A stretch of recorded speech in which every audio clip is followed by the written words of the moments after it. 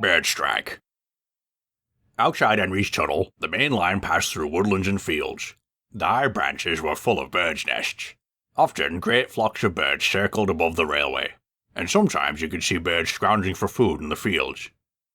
Eunice especially enjoyed watching the birds as he burst out of the tunnel and out into the open, even more so after the milk train was discontinued and she was given deflectors.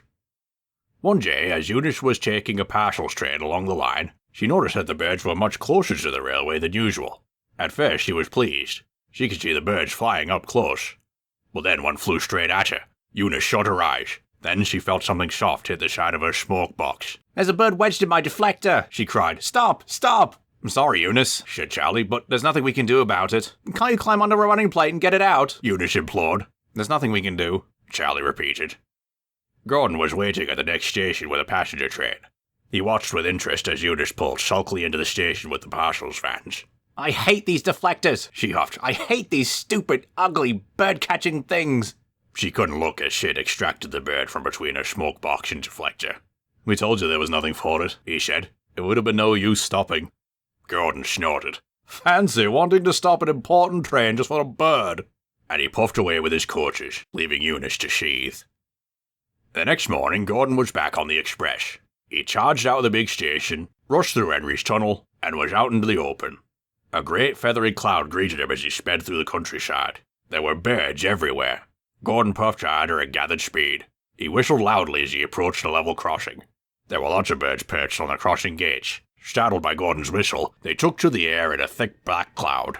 Several of them swooped across the line in front of the train. One bird, larger than most, flew so close to Gordon's face, its feathers brushed his nose. Then there was a bump, and Gordon felt his brakes come on. "Whatever's the matter?" he exclaimed to his crew. "Why are we stopping?" "Someone must pull the communication cord," said Charlie as he applied Gordon's handbrake. The train slowed to a stop just beyond the crossing. Lizzie went along the coach corridors.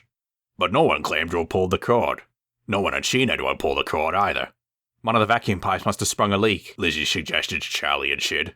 They walked along looking for a leaking pipe, but couldn't find any. "I just don't get it," said Charlie, scratching his head. "There's no leak. No one pulled the emergency cord, but the vacuum brakes are hard on." "Any ideas, Gordon?" asked Lizzie. "None at all," answered Gordon. "I didn't notice anything suspicious. One moment a bird's wing brushed my nose, the next my brakes come on." "Well, I'm sure none of those birds flew into a coach and pulled the cord," Lizzie frowned. "Just a minute," said Sid. He took a look at Gordon's buffer beam. "There you are, look at this," he laughed. "That bird knocked the seal out of your brake pipe." "Well, well, I've never heard of Birjshtrike on a steam engine before," chuckled Charlie. They fixed the seal, and the express was soon on its way again. Later, when Gordon returned to the big station, he found Eunice there laughing. "Fancy stopping an important train like the express just for a bird."